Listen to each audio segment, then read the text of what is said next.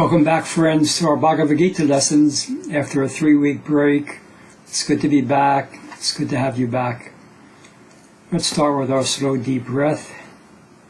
Inhaling. Pause for a moment. And slowly emptying the lungs. Hari Om Tat Sat. Om Shanti. We're on episode number 109, entitled Maybe the Beatles Had It Right. We'll continue where we left off on the 56th verse of the second chapter. I'll read it to you.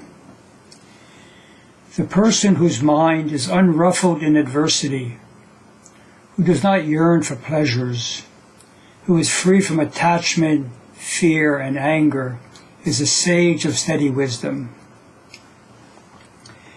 Sri Krishna mentions 3 things here that get in the way of our wisdom.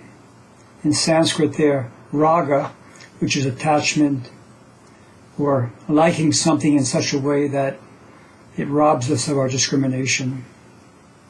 Bhaya, which is fear. You may have heard of abhaya, which is free from fear. This is bhaya, fear. And krodha, anger.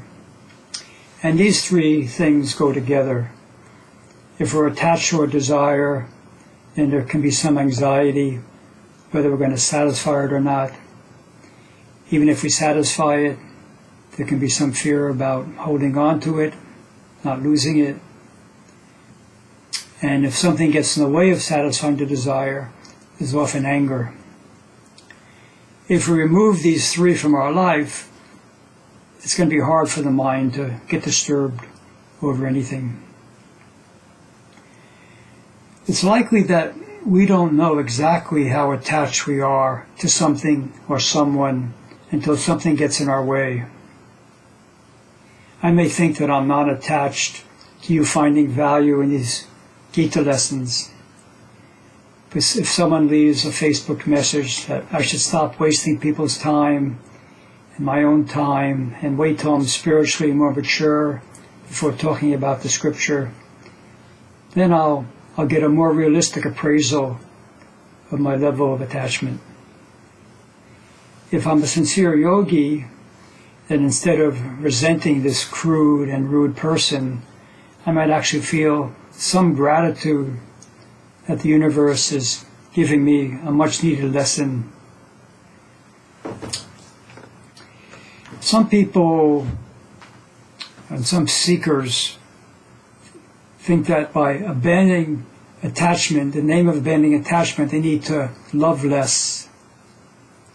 The sages say that's not the case. We actually need to love more, or to love properly. The Beatles may have had it right. All we need is love. That love is with a capital L. It's not based on our need.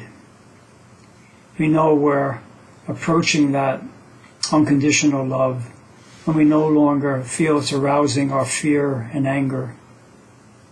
For the homework assignment, let's keep an eye on our mind and see what evokes fear or anxiety in us or anger in us.